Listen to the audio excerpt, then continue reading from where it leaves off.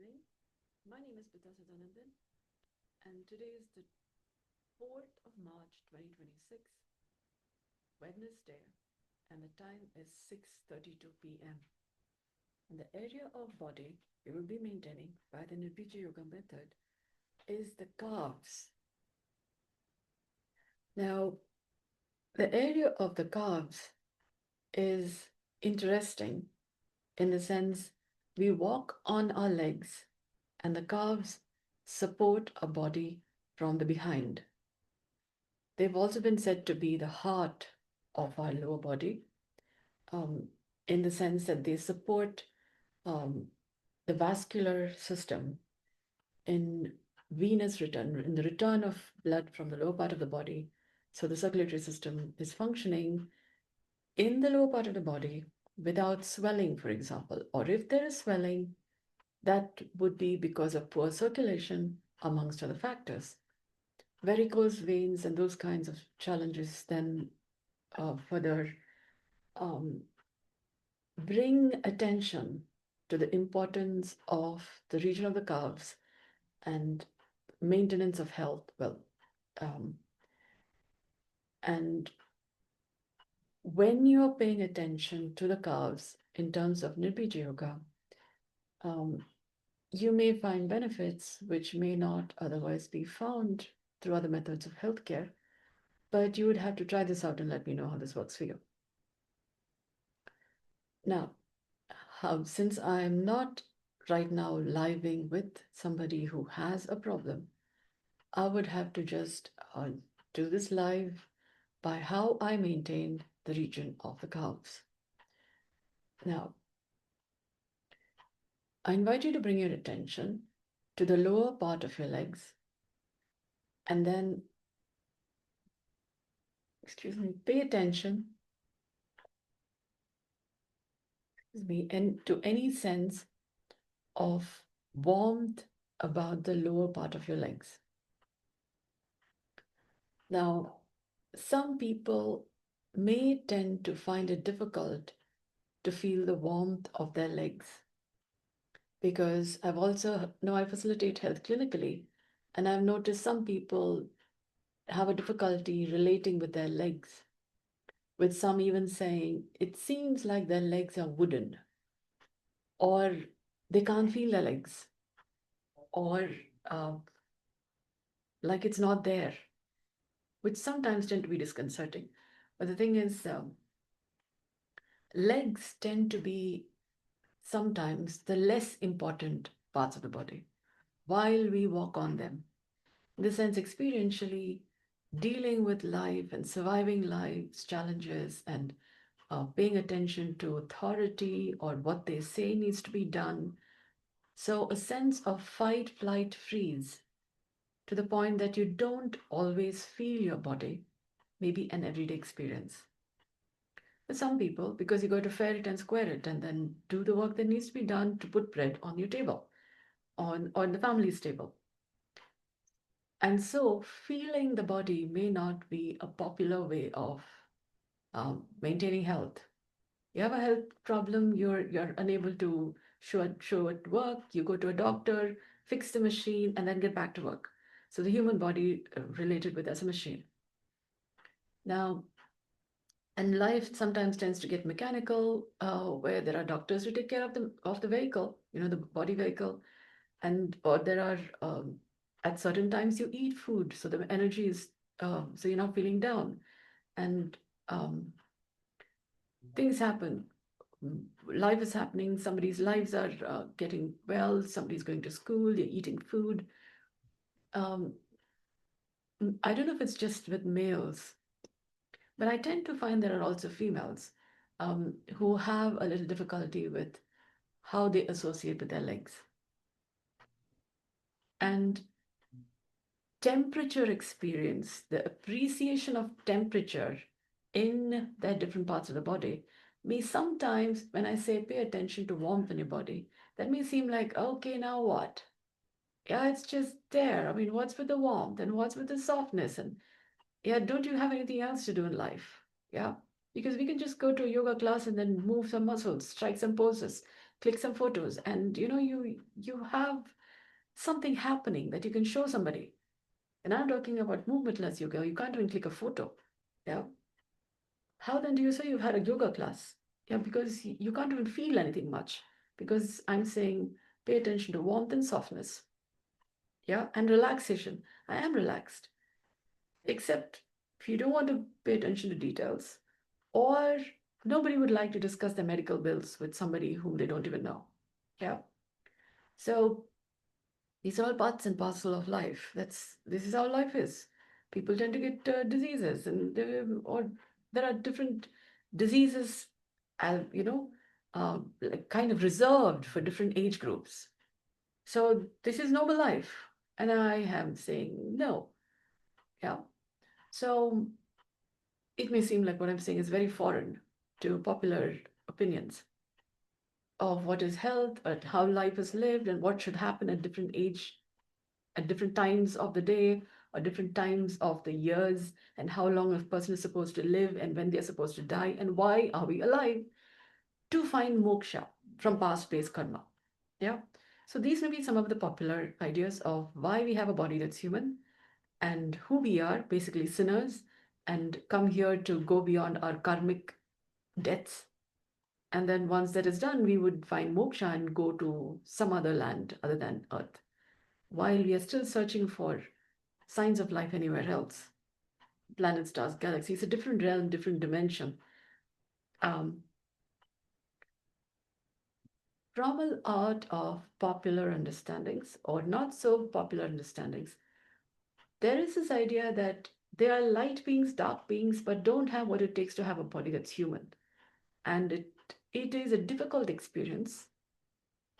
The human body spacesuit or time suit is not something that suits a lot of people because it takes something to maintain the time suit or the body suit. That's a human body. And the human body functions by circadian rhythms, which is times.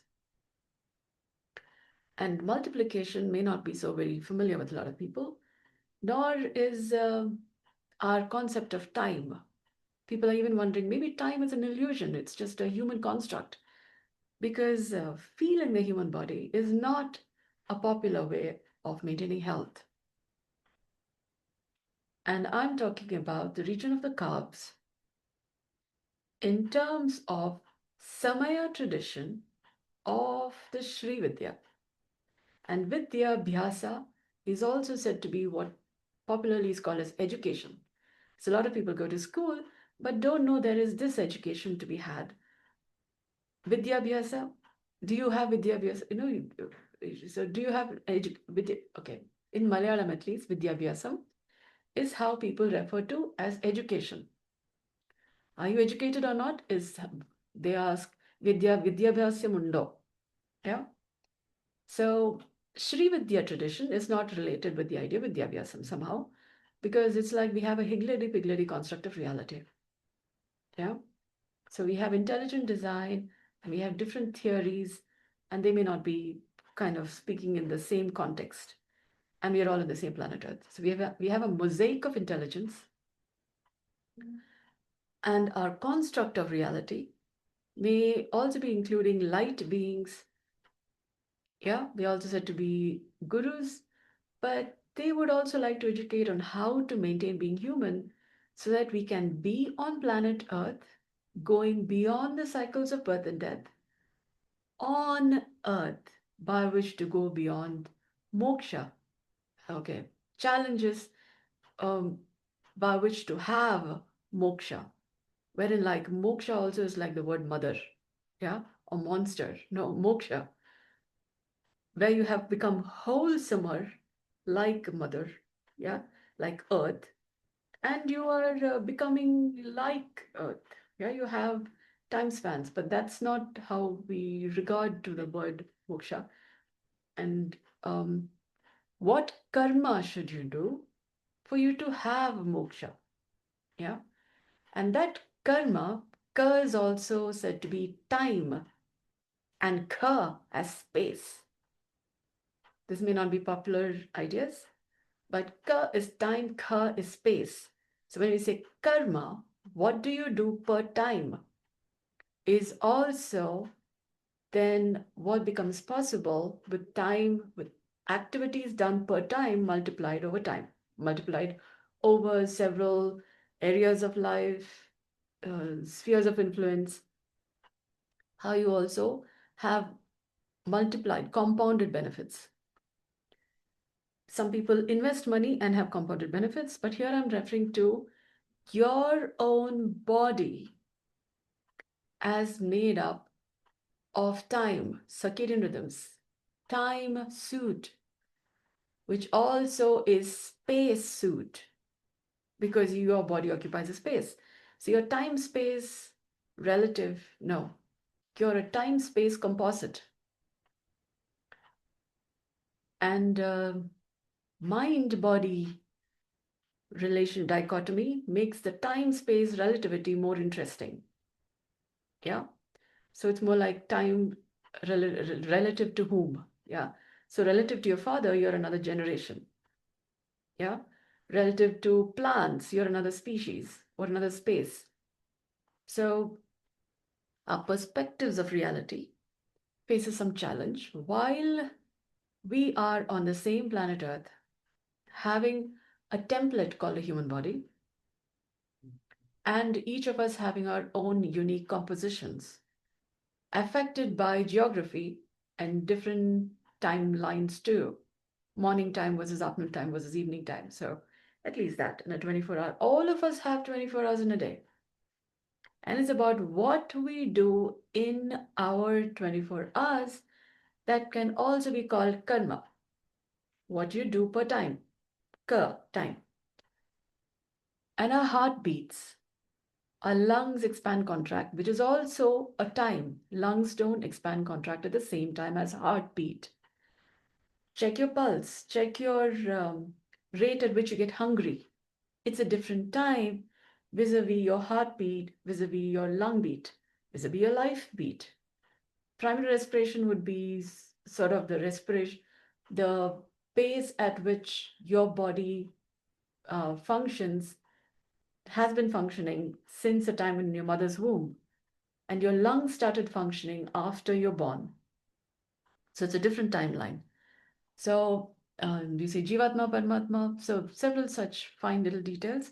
But then how you maintain the composition between primary respiration, secondary respiration also is a form of yoga.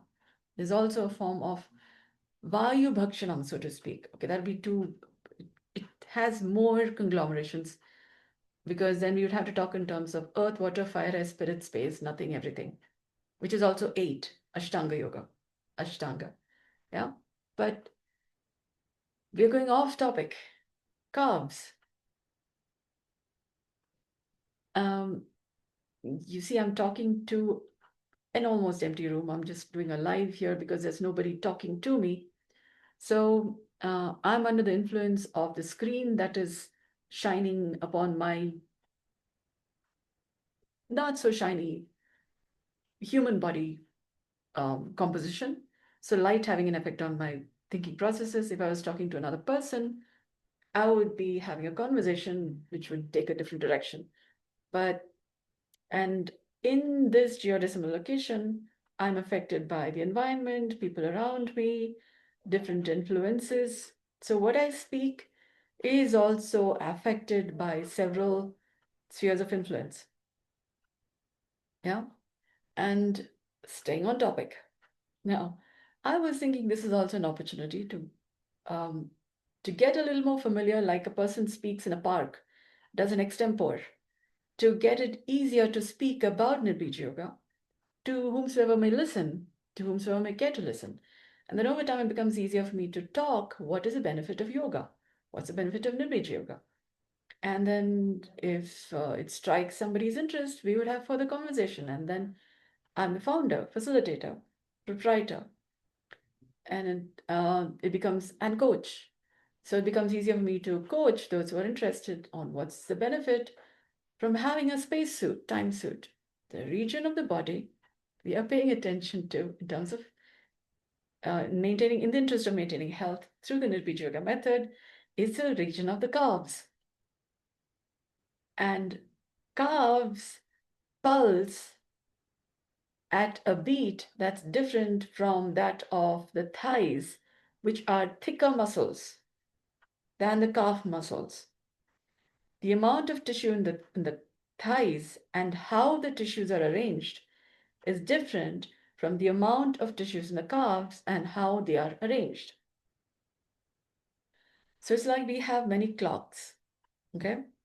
And the calves have a breath, so to speak. If you're going to say inhalation, exhalation, then calves breathe in a manner that's different. And calves have muscle tissue, bone tissue, fascia, skin, blood in arteries and veins. They're not freely moving around. And then there is other fluids. So in terms of tissue composition, different tissues move at their own ability to move. Fluids move easier than bones, and muscles move easier than bones. Skin moves at a pace that's easier than muscles. And we're only talking about the calves. So all of these tissues breathing in their own manner because that's part of an alive body. Alive bodies breathe. And calves as an organ, for example, the heart, lung, liver, calves have a breath of their own that's different from other parts of the body. Now, you could get quite entangled trying to figure this out for yourself, but you're alive. So, just thinking that you do have a breath of your own, a heartbeat, lung beat, life beat, so to speak. And life beat becomes so much more in range because you have calf beat and thigh beat, and you have finger beat and toe beat, and well, you got a variety. And then your beats are different from your neighbor's beat, is different from your partner's beat, is different from your child's beat, is different from your parents' beat, which means you have a unique beat of your own, which makes for an interesting musical composition. If there are many people sitting in a room, that's a musical orchestra. That is, of course, if they are complementary and harmonious. And there is no guarantee they're going to be harmonious. Yeah, you would say they would all sync up. That is if the composition is harmonious and you are more interested in maintaining harmony. Otherwise, you are determined to not mingle. Yeah. That will make for some interesting disharmony. Now, um, and then you could become like other people, which is not so good in the sense who's going to maintain the originality of who you are if you're going to keep becoming like other people. Yeah, it's called conformity. It's so easy to get conformed into the group or the dynamics of the group that you lose your own composition, what your original intention was, or who you are, what you make available, could get a little diluted unless you know to recalibrate and then maintain. It's like a clock which needs to recalibrate regularly to function as itself. And there tends to be these guru attitudes. Yeah, I tend to call them as cookies. Kind of platitude into I am this. And so that, and so I tend to call it as a fried omelette. You've cooked it into a certain composition. And when you recognize signs and symptoms, you decookie. So you're not becoming raw egg, but okay, but fresh and all bright new. Yeah. So then you have the benefit of both worlds without getting into fried ends. Yeah. That's also called burnout. But you could get cookied into a state of this is who you are. Yeah. To the point that you forget where you come from, who you are, how are you related, where in the world, how in the world did you end up here? So that makes for some interesting humanity cross boundaries. Yeah. So in light of all of this, maintaining the curves is important so that you can feel your legs. Because you may be so much in an elevated position, feeling your legs And I can't say just circadian rhythms. It's not just about circadian rhythms. It's about noticing the health of your calves in terms of who they need to be. So I regard my body to be made up of several kinds of people. And I have calf people with calf muscle people. Okay? Lots of muscle fibers together form bundles of the calf muscles. And then calf muscles in their particular arrangement form the calf so that calves can then cooperate with the ankles, with the knees, with the thighs, and do leg work. Yeah, and also footwork. Because otherwise, you're in your own head. Yeah, and paying attention to, so when your relationship with your feet is good enough, and your relationship with different people that makes your organism, you're an incorporation. When you're well in touch, in connection with the life that you are, and you're like a galaxy, like a whole nation of lots of people that form your body. And then you're a microcosm, a universe in and of itself, in and of yourself. And then there's a relationship between me and you. Yeah. Me as in whom you can't see. People don't see me. People see you. When they say, who are you?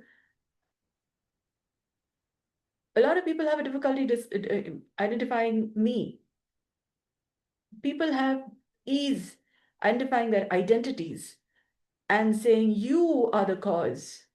But nobody says me. It's because of me. Yeah, you like to be seen when there's something to be acknowledged, but don't like to be seen when something is wrong or something didn't go right. So you suddenly become invisible. Yeah. So our identity, our relationships get a little fine little details, because of which also a lot of people can't feel their legs because they are busy fight, flight, freeze, or dissociate. So food goes into the body and they poop, so they can feel head, neck, trunk, yeah, shoulders and up to the pelvis, but legs are more for fight, flight, freeze. So a lot of insensitivity to the health side of life. You eliminate from the pelvis. So everything below that is part of kind of like, it's there, it's all there, works. And unless you have your hurt or somebody whacks you in your calves, that's when oh, hurt. Yeah, but otherwise, it's sometimes not, you tend to associate to your feet or legs in a suboptimal manner. So I tend to call, a lot of people sometimes tend to relate to the legs as the hell side of life and the upper part as a heaven side. We even have chakra systems. Chakra meditation from the pelvis up to head, but lower part is hell side, dark side of life. Yeah. So lots of unpleasant experiences would be associated with the leg side, because of which also people have a difficulty sitting for a long time. Yeah. Now, having said that, if you can in some way notice, okay, we can't just in some way have you notice. So I invite you to bring your attention to your posture. I invite you to sit down with your knees at a 90-degree angle in comparison to your ankles and your hip. So your knees are at a 90-degree angle such that your feet can be flat on the ground. Now take something to have this posture. And for example, you would have to sit on a chair. And then when you're sitting on a chair with this posture, it becomes easier for you to notice how relatively less tense your body becomes, because your bony structure enables your muscles to be relaxed enough that your upper body is less tense. When you're sitting at a 90-degree angle, where your knees are at a 90-degree angle, you are likely to experience less tension. Your breath is likely to be more at ease. Your insides are less likely to get anxious, and you're more likely to have intense emotional experiences because your heart is less tense, your body, your posture is more relaxed, which means heart-based concerns, heavy emotional experiences are less likely to happen because your posture is more relaxed. I had to repeat that because a lot of people don't know the benefits of maintaining that 90-degree posture. Sitting like that all the time could be tiresome, but your health will be better if you remember to at least keep your feet flat on the ground such that your knees are at a 90-degree angle, or at least you can move about your knees rather than crossing your ankles all the time, or having your knees at other than this posture, because then you're in some ways sometimes also tensing your hips, or you tend to get lower back pain, or you cross your knees, which would also affect your lower back. And that would also in some way affect your ability to maintain ease in your heart. Heart-based concerns, lung-based concerns are likely to happen more because of crossing your knees or sitting in a way that your body posture is a little more tense, so your physiology gets tense. Yeah. Um, so you don't want that to compound into, say, any medical condition, because then you're earning money, but you'd have to spend that money in resolving diseases. Instead, you could use that money for something else, um, education, or to meet family needs. So not paying attention to your posture, at least, and then certain fine details may be causing medical bills, yeah, health-based bills, while you may be working hard to put food on the table, have life work. Yeah. So a little bit of awareness. Do join my lives. I do it between 6:30 and 7 morning and evening. Except when I have forgotten my charger, or I couldn't come live because the internet was not available or any such concern. Otherwise, I would be showing up. I have been showing up since some days. So maybe a little bit of these lives, these sessions would help you have better ease in your ability to be, at least save a lot of money. If you're correspondingly, if you're making money because of what I'm talking about here, that would also be one of the benefits. Or if you're getting wiser from attending these lives, that would also be some of the benefits, because I'm talking from the Sri Chakra perspective. So if you're not getting healthier, wealthier, wiser, maybe I'm not making my content available as well as I need to be. So health, wealth, wisdom are some of the benefits from attending these sessions, these lives. We could have further better conversations. If you could contact me on learn.dynamicstillnesses.com, learn.dynamicstillnesses.com, which is also where I'm making content available. Or we could have more dedicated conversations if you're faced with specific health challenges and would like solution from this perspective of healthcare, which is a biodynamic, but this is more meristem intelligence, Nirbeeja Yoga perspective, which is again movementless yoga. So it's a different paradigm of how health is appreciated. Um, so thank you so much for your kind interest. I hope this has been of value to you. Every session is different. So today's topic was the calves. Tomorrow would be another. So I put up a calendar on my website, www.dynamicstillnesses.com. There's a page named Dailies. On that page is a calendar for this month. Okay, February, but also includes March. And on the date for today is written calves. So tomorrow it's a different topic. So do join. I hope this has been of value to you. Thank you so much for your interest. Good day.